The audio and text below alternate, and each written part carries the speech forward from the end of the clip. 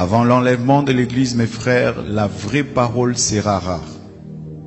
Écouter une prédication de A à Z qui est dans la saine doctrine va devenir très rare. Parce que les hommes vont refuser d'écouter la vérité. Ils vont persécuter tous les prédicateurs de la vérité. Et je peux vous dire, je n'ai jamais été insulté de cette manière de toute ma vie. Et toutes les insultes que j'ai, c'est parce que j'ai dit seulement aux gens la vérité. Ils aiment quand tu leur parles du mariage. Ils aiment quand tu leur parles de bénédiction. Mais quand tu touches à ce qui est essentiel, qui doit les amener à la repentance, à revoir leur vie, les hommes de ce siècle ne veulent plus. Ils choisissent même les églises en fonction de cela. Je ne prie pas dans cette église-là, ce pasteur est dur. Je ne prie pas dans cette église-là, ce pasteur-là veut changer les gens. Je préfère prier dans telle église, ce pasteur nous motive. La parole va être rare. Rarement pour les enfants de Dieu. Les vrais enfants de Dieu chercheront à écouter la vraie parole. Elle va devenir rare. Que Dieu te fasse grâce, toi qui enseignes, d'être parmi les raretés, les personnes dans lesquelles on trouvera encore l'évangile pur. Il y aura des églises, mais sans la parole de Dieu. Et les enfants de Dieu iront et resteront à leur fin. C'est vrai, j'ai entendu quelqu'un parler, mais il n'a pas parlé de la part de Dieu. Il a ouvert la Bible, mais il n'a pas parlé de la Bible. Ce phénomène va y aller croissant. Des gens qui ouvriront la Bible sans parler de la Bible. Des gens qui parleront de Jésus sans parler de Jésus. Des gens qui commenceront des églises, mais pas pour dire la vérité. Et les hommes, de même, iront à l'église, mais pas pour écouter la parole de Dieu. Ils iront par religion, par habitude, mais pas pour écouter la parole de Dieu. Ils demanderont même à leur pasteur de ne plus inviter tel orateur et tel orateur parce qu'il est dur. J'ai prêché hier quelque part, je parlais de la sanctification. Au départ de mon message, l'église était tétanisée, paralysée. J'avais l'impression d'être un monstre ou un extraterrestre en train de diriger les choses. Pourquoi? Parce que il y a une carence de la vérité, carence de la parole. Mais lorsque l'église sera enlevée, ce sera pire, mes frères. Après l'enlèvement de l'église, les gens chercheront la parole. Les vrais prédicateurs seront enlevés. Les faux prédicateurs resteront. Et la parole sera encore très très rare. Nous avons la grâce, frères, jour après jour, d'écouter la parole. Mais sachez qu'une fois l'enlèvement a lieu, ce sera difficile. Même toutes ces applications qui ont des enseignements et des prédications vont supprimer les messages. D'ici là, mes frères, nous n'aurons pas cette liberté de prêcher sur YouTube, de prêcher sur Facebook, de prêcher sur Twitter, sur Instagram. Non. Ces applications et ces réseaux n'ont pas été créés pour l'évangélisation. Ils ont été créés pour que le monde soit un, pour accueillir l'Antichrist.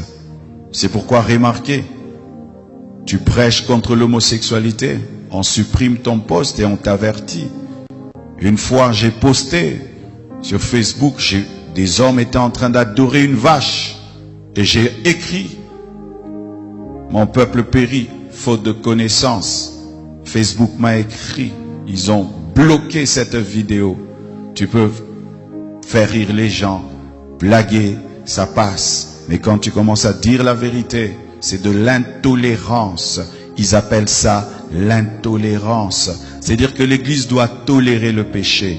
Nous devons tolérer l'idolâtrie. Nous devons tolérer l'ignorance. Nous devons être une Église qui ne dérange pas. C'est ça, le travail qui se passe dans le monde de ténèbres. Que les gens viennent à l'Église, mais qu'ils ne soient pas dérangés. Que l'on prêche, mais qu'on ne dérange pas. Alors que la vérité dérange toujours.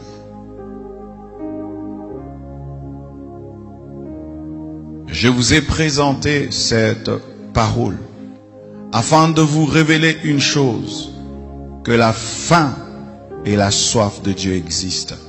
Mais pour Amos, c'était une malédiction. C'était une malédiction où Dieu se retirait de son peuple, abandonnait son peuple, refusait de lui parler pendant un temps. Mais aussi, dans la nouvelle alliance, nous pouvons avoir cette soif. Pas comme une malédiction.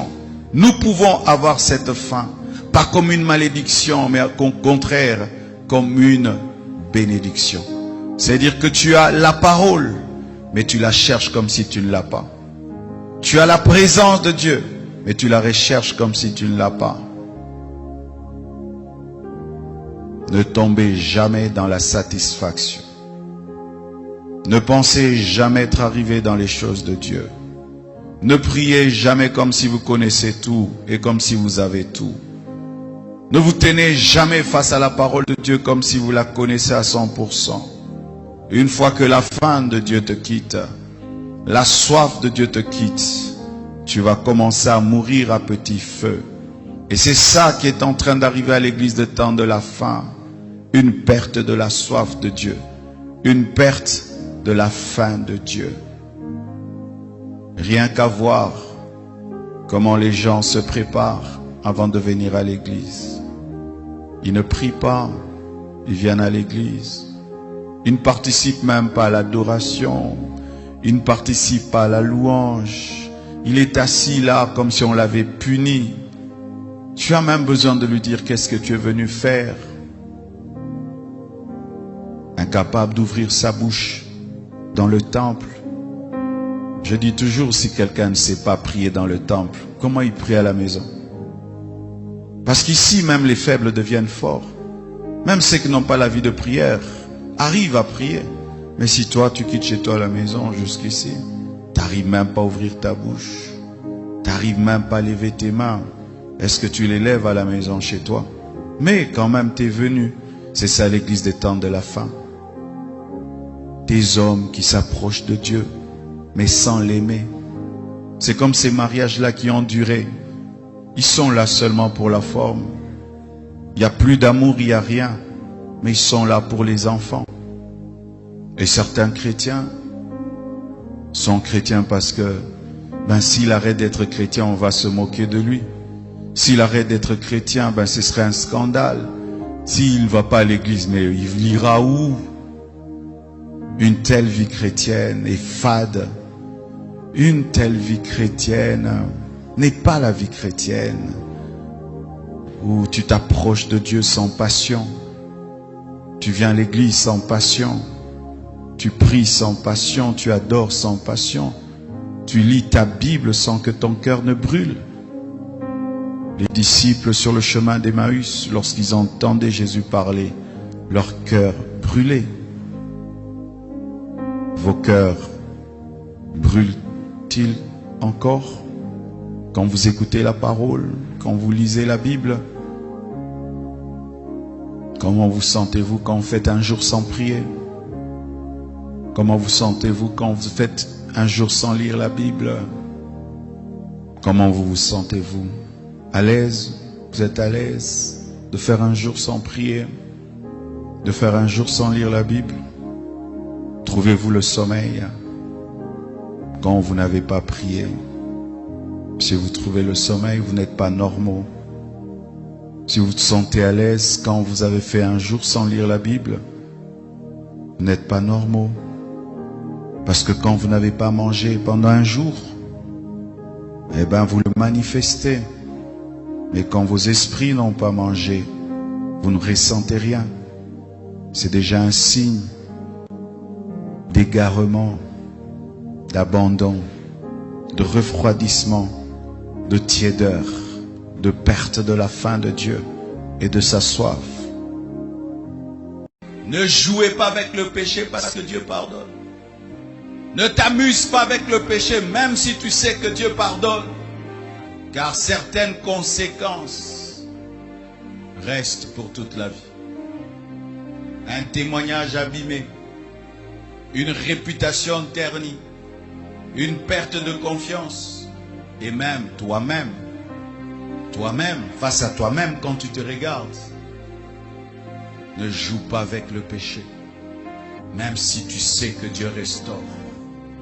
Quand tu entres dans l'œuvre de Dieu, tu dois connaître celui qui t'engage. Et tu dois t'attacher à lui plus que son œuvre. Et ne te sers pas de Dieu, laisse Dieu se servir de toi.